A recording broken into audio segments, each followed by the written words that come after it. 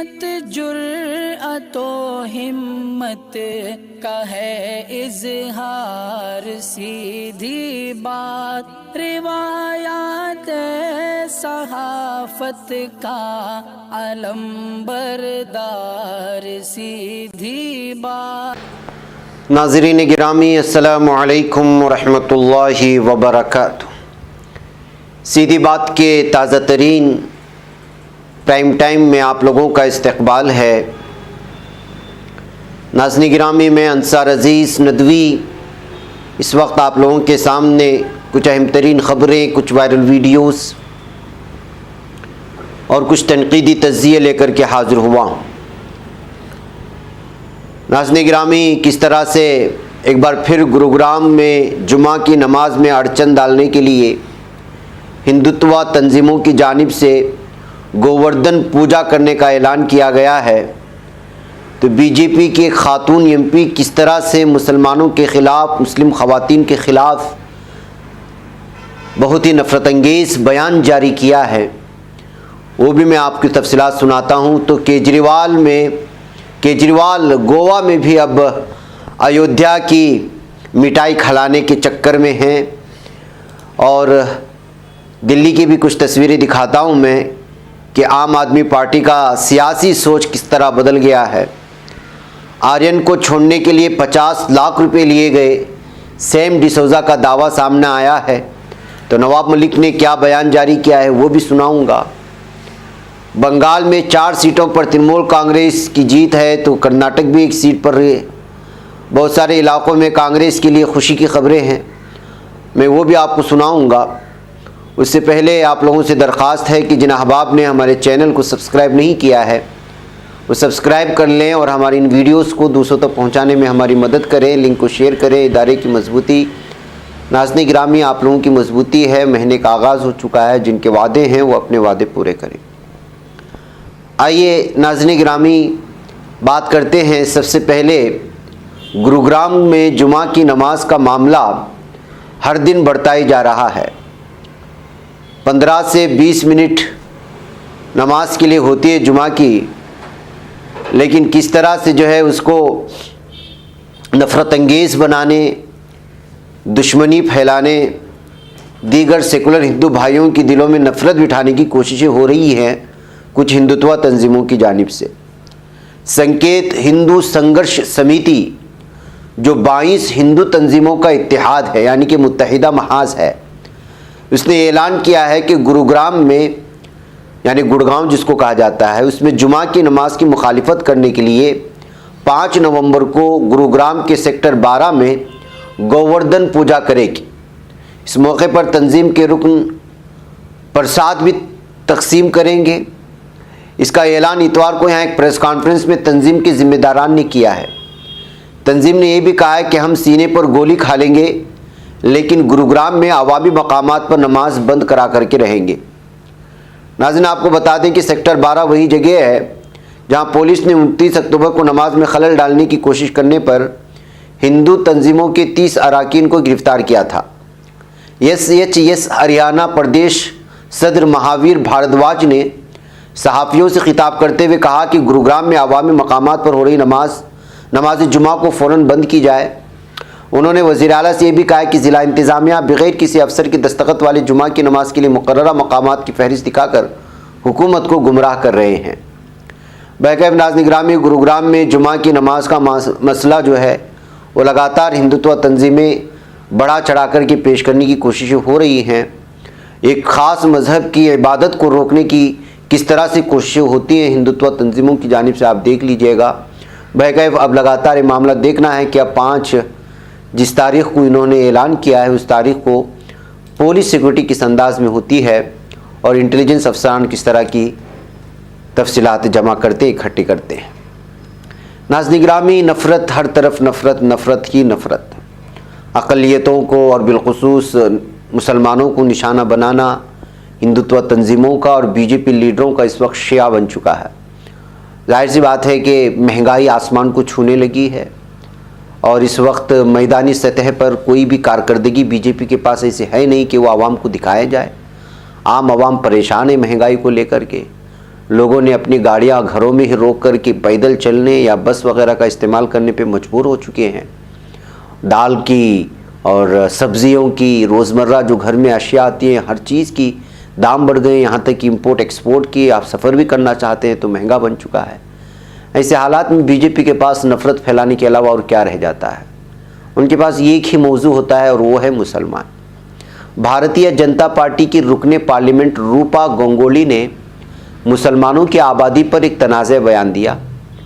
उसने कहा कि मुस्लिम ख़वातीन अपने पेट में एक बच्चा, एक अपनी गोद में और 4 बच्चे पीछे लाइन में लिए चलती हैं। इसने ये भी कहा कि मुसलमान बहुत ज़्यादा शादियां करते हैं और कम उम्र में ही अपने बच्चों की शादी कर देते हैं।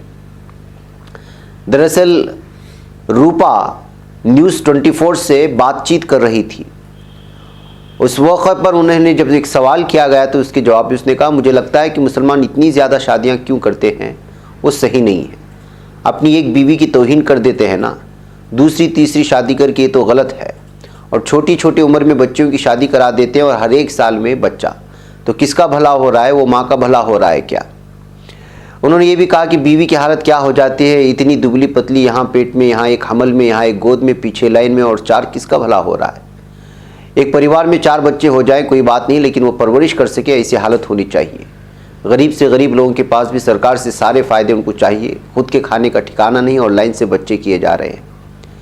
रूपा गंगोली के इस बयान पर ट्विटर सारिफिन भी अपनी राय दे रहे हैं। फैयाज नामी सारिफ ने एक वीडियो शेयर करते हुए रूपा गंगोली को निशाना बनाया। वीडियो में एक हिंदू खातून बता रही कि 14 साल में उसके 18 बच्चे हुए। वीडियो शेयर करते हुए सारिफ ने लिखा, मैडम को ये वीडियो ज़रूर देखना चाहिए, फिर उनकी मुस्लिम दुश्मन जहनीत ख़त्म हो जाएगी। बस एक एजेंडा बनाया गया है कि मुसलमान लोग ज़्यादा बच्चा पैदा करते हैं। संजय शर्मा नामी सारिफ ने लिखा, आरएसएस और बीजेपी खुद को बरतर जाहिर करने के लिए लोगों की तौहीन करते हैं। वो झूठ बोलने, तंग नज़री, जदीद माहौल से दूर, साइंसी फहम से दूर रहने के माहिर हैं। तो नाज़रीन गिरामी, मुसलमान ही नहीं बल्कि इस तरह के बयान जब सामने आते हैं, सेकुलर हिंदू भाई बहन भी इनका जवाब देना शुरू कर देते हैं। अब जाहिर सी बात है कि आप बीजेपी से वाबस्ता हों या हिंदुत्व तंजीमों से, आपको जो है मुसलमानों के ख़िलाफ़ बोलना ही पड़ता है, हीरो बनने के लिए या सुर्खियों में आने के लिए। वही काम ये बीजेपी के लीडरान करते हैं या हिंदुत्व की तंजीमें करते हैं। उसी में से एक बदनाम नाम है इस खातून का जो एमपी है बीजेपी की, उसका चेहरा आप देख रहे हैं, और ये है रूपा गंगोली। आइए नाज़रीन गिरामी, केजरीवाल आम आदमी पार्टी हिंदू, मुसलमान, सिख, ईसाई तमाम लोगों का नाम लेकर के अलग ही तरक्यात के नाम से दिल्ली पर कब्ज़ा तो कर लिया, लेकिन अब बीजेपी के नक्श कदम पर कहें या फिर हिंदुत्व तंजीमों को लुभाने के लिए या फिर हिंदू वोटों को ख़रीब करने के लिए अब वो तरक्यात की बात नहीं कर रहे हैं, वो तालीम की बात नहीं कर रहे हैं। ऐसा महसूस हो रहा है कि मेक माई ट्रिप के कोई एजेंट हैं जो अलग अलग टोकन बांट रहे हैं। जी हाँ, उन्होंने गोवा में भी पहले तो उन्होंने ऐलान किया था कि जो है दिल्ली में अयोध्या की मुफ्त जो है सैर कराएंगे, जो बूढ़े कराना चाहिए, अब अपनी उनकी अकीदतमंदी होती है, लेकिन उसको सियासी सतह पर क्यों इस्तेमाल किया जा रहा है, ये असल सवाल है। करवाइए, क्यों नहीं कराएंगे? तीर्थ यात्राएँ आप अपने मज़हब के लिए अलग अलग अकीदतमंदी की बहुत बातें होती हैं और लोगों की अपनी अकीदत होती है पहुंचने के लिए। अब उसको आम आदमी पार्टी टिकट दे न दे, लेकिन जिनको जाकर के देखना है वो तो कराएंगे। जाहिर सी बात है कि हज़ारों करोड़ों रुपये ज़ाती ज़िंदगी के लिए खर्च करते हैं, तो तीर्थ यात्रा की क्यों नहीं करेंगे? लेकिन उसको अगर कोई इस्तेमाल करता है सियासी सतह पर, तो वो भारतीय जनता पार्टी थी जो इस्तेमाल करती थी। अब आम आदमी पार्टी भी उस सब में शामिल हो गई, बल्कि आजकल बहुत सारी सेकुलर पार्टियाँ वो जो है पूरी तरह इसी लाइन में उतर गई हैं। आम आदमी पार्टी के कौमी कन्वीनर अरविंद केजरीवाल ने पीर को ऐलान किया कि गोवा के लोगों को अयोध्या की मुफ्त यात्रा की सहूलत मिलेगी अगर उनकी पार्टी असम्बली इंतखाबात के बाद रियासत में इख्तिदार में आई है। उन्होंने ये बात आज गोवा में एक प्रेस कॉन्फ्रेंस से खिताब करते हुए कही। अब आइए, उन्होंने यहाँ सिर्फ अयोध्या का ही नाम नहीं लिया है, बल्कि सिखों के लिए भी उन्होंने लिया है, मुसलमानों के लिए अजमेर शरीफ ले जाने की भी बात कही है, और साईं बाबा के अकीदतमंदों के लिए शिरडी मंदिर की मुफ्त यात्रा कराने की भी बात कही है।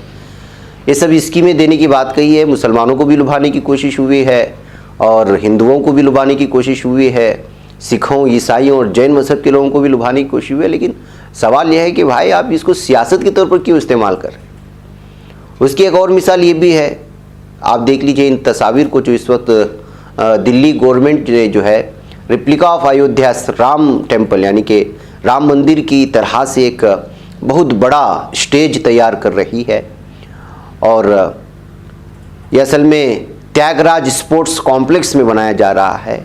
यहाँ पे दिल्ली की दिवाली की सेलिब्रेशंस होंगे, यानी जो अभी दिवाली का जो त्यौहार आ रहा है हिंदू भाइयों का, हिंदू धर्म का, वहाँ पर दिवाली पूजा करेंगे सीएम अरविंद केजरीवाल 4 नवंबर को, और उसके लिए ये सारी तैयारियां हो रही हैं।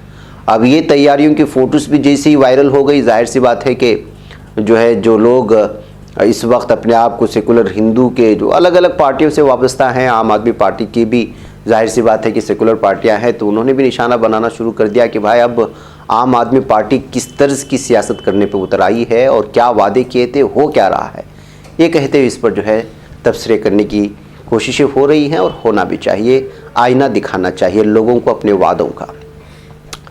बह गए नाज़रीन गिरामी, आर्यन खान, शाहरुख खान, नवाब मलिक, ये सारे इस वक्त ड्रग्स के जो मामले हैं ये इस कदर इस वक्त सुर्खियों में आ गए हैं कि इल्ज़ामात दर इल्ज़ामात और किस तरह से वसूली होती है और किस तरह से जो है बड़े बड़े लोगों के बच्चों को अगवा करने की, एक सरकारी अगवाई बोल सकते हैं उसको, या फिर ये कहा जा सकता है कि जो है आप अपने ओहदों का गलत इस्तेमाल कर रहे हैं। खबर आ रही है कि आर्यन को छोड़ने के लिए 50 लाख रुपए लिए गए हैं, सैम डिसोजा का ये दावा है। जी हाँ, क्रूज ड्रग्स केस में सोमवार को फिर नया मोड़ आया। इस केस में गवाह रहे सैम डिसोजा कई दिनों बाद अचानक एबीपी न्यूज़ चैनल के सामने आए और उसने दावा किया कि आर्यन मामले में शाहरुख खान के स्टाफ और गवाह बने कुछ लोगों के दरमियान डील हुई थी। सैम ने बताया कि इस डील में किरण गोसावी और प्रभाकर सेल का हाथ था। दोनों ने शाहरुख खान को मैनेजर पूजा दिलानी से 50 लाख रुपए टोकन मनी के तौर पर लिया था। इससे कबल प्रभाकर सेल ने दावा किया था कि उसने केपी गोसावी और सैम डिसूजा को आर्यन खान के इस मामले में 25 करोड़ रुपए की डील पर बात करते सुना था। प्रभाकर ने यह भी दावा किया है कि गोसावी और सैम ने मुबैना तौर पर 8 करोड़ रुपए एनसीबी अफसर समीर वानखेड़े को देने की बात कही थी। इसी इल्ज़ाम पर सैम ने सफाई दी। सैम के मुताबिक उन्हें इस बात का शक हो गया था कि प्रभाकर और गोसावी मिलकर कोई खेल खेल रहे हैं, इसलिए उसने पैसे को पूजा दिलानी को वापस कर दिया। सैम ने यह भी बताया कि एनसीबी के अफसरों को इस डील की कोई जानकारी नहीं थी। सैम ने यह भी इल्ज़ाम लगाया कि किरण गोसावी और प्रभाकर सेल ने मिलकर यह पूरा खेल रचा था। एक तरफ ये दावा चल रहा है डिसोजा का, तो दूसरी जानिब आज आपको मालूम होना चाहिए कि नवाब मलिक ने भी एक बहुत बड़ा प्रेस कॉन्फ्रेंस करके भी बहुत सारे अलग अलग तरह के समीर वानखेड़े पर जो इल्ज़ामात लगाए हैं। महाराष्ट्र हुकूमत में वजीर नवाब मलिक ने एक मरतबा फिर से एनसीबी के अहदेदार समीर वानखेड़े की ईमानदारी पर सवाल खड़े किए। उसके साथ ही उन्होंने समीर वानखेड़े पर प्राइवेट आर्मी के जरिए वसूली करने का इल्ज़ाम आयद किया। नवाब मलिक ने मंगल के रोज़ महाराष्ट्र के साबिक वजीर दाखिला अनिल देशमुख की गिरफ्तारी के हवाले से बीजेपी पर निशाना भी लगाया। नवाब मलिक ने इल्ज़ाम आयद करते हुए कहा कि समीर वानखेड़े ने 10 करोड़ के कपड़े पहनते हैं, उनकी शर्ट 70,000 की, पैंट 1 लाख की और घड़ी 50 लाख रुपए की होती है। वो हर रोज़ नए कपड़े पहनते हैं, उनके जूते 2.5 लाख रुपए की कीमत के होते हैं, उनके कपड़ों की कीमत वज़ीर-ए-आज़म नरेंद्र मोदी से भी ज़्यादा है। नवाब मलिक ने कहा कि मैं इस बात पर कायम हूँ कि समीर वानखेड़े ने वसूली की है और उसकी जाँच होनी चाहिए। ड्रग्स का खुला खेल सियासी पुष्टपनाही के बगैर चल पाना मुमकिन नहीं। जिन्हें ड्रग्स रोकने की जिम्मेदारी दी गई वही अगर प्राइवेट आर्मी बनाकर वसूली का काम करेंगे तो ये बेहद ख़तरनाक है। महाराष्ट्र के साबिक वज़ीर दाखिला अनिल देशमुख को फंसाया गया है, जबकि इल्ज़ामात आयद करने वाले फ़रार हैं और उसका जवाब बीजेपी को देना होगा। ये पूरी कार्रवाई सियासत पर मबनी है।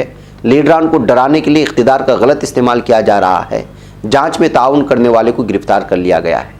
उन्होंने कहा कि बीजेपी को इसका भी जवाब देना होगा कि क्या परमबीर सिंह को भगाया गया है और कहीं उन्होंने झूठे इल्ज़ामात तो आयद नहीं किए। उन्होंने कहा कि नेपाल जाने के लिए यूपी, बिहार, उत्तराखंड के रास्ते हैं।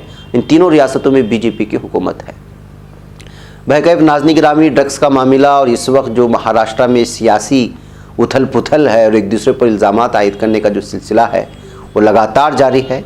इस दरमियान में आर्यन खान का मामला और समीर वानखेड़े का मामला करके ये इस वक्त जो है महाराष्ट्र का एक अहम तरीन मौजू बन चुका है, वहाँ की सियासत का भी और वहाँ के आवाम का भी, इसलिए कि इसमें जो है शाहरुख खान और आर्यन खान का नाम भी जुड़ा हुआ है।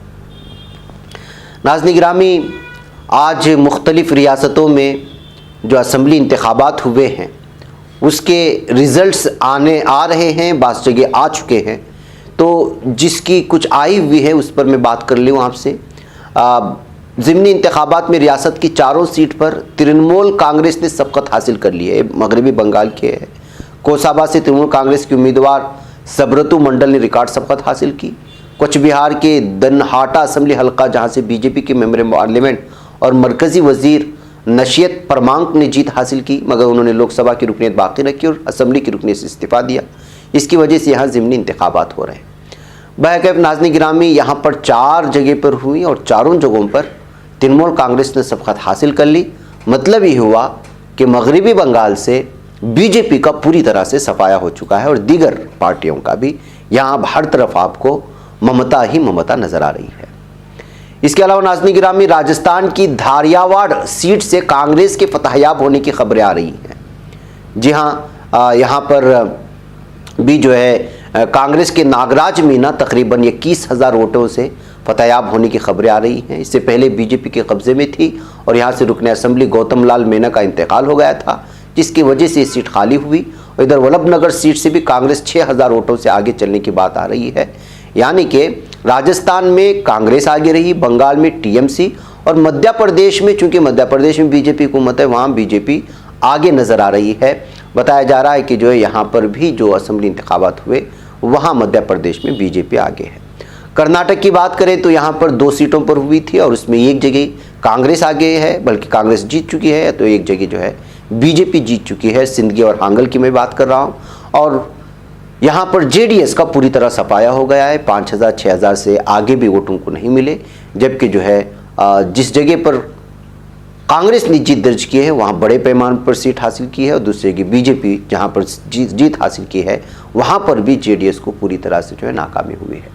तो नाज़रीन गिरामी, इस तरह से 4 रियासतों में जो असेंबली इंतखाबात हुए, तेलंगाना से भी इस तरह की खबरें आ रही हैं। मुकम्मल तौर पर रिपोर्ट वहाँ से नहीं आई। इंशाअल्लाह मैं शाम में रखने की आप लोगों के सामने कोशिश करूँगा कि वहाँ किसने जो है जीत दर्ज की है। तो नाज़रीन गिरामी, ये कुछ अहम तरीन खबरें थी। चलते चलते हज की बात कर लेते हैं 2022 का।